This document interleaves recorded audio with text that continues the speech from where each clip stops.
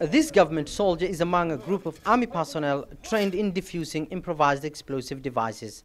But he lacks the proper equipment to carry out such a dangerous task. Many of his colleagues have lost their lives in IED attacks, mostly planted by al-Shabaab.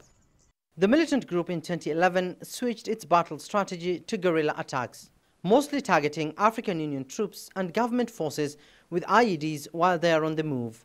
But the AU mission, concerned with increased levels of attacks against its 22,000 mission, wants more international help in degrading such attacks that has claimed many of its troops.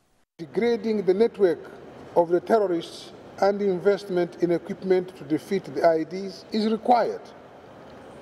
It is only then that AMISOM, and in this case also the Somali National Security Forces, can undertake the necessary stabilization operations that Somalia needs to develop a stable and secure Somalia state.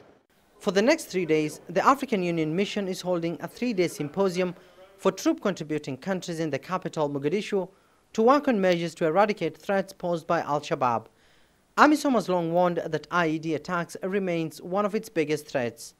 The participants here gathered today over the next 3 days play a vital role in assessing the threats, contributing to the development of effective IED mitigation strategies as part of the wider comprehensive approach to security here in South Central.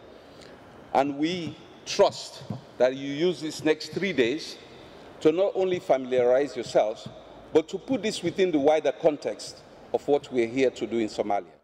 In the capital, militant group continues to kill scores of civilians in IED attacks.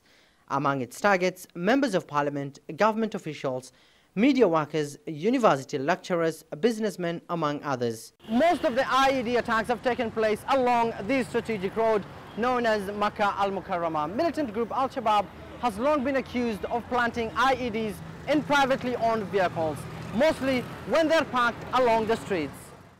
And in February 2016, al-Shabaab failed in its plot to bring down a commercial airline with more than 70 passengers from the Mogadishu International Airport. A bomber boarded the flight with explosives fitted into a laptop, creating global concern about the group's increased attacking capabilities.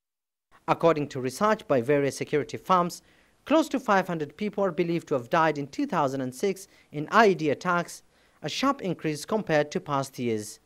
Abdulaziz, Billow, CGTN, Mogadishu, Somalia.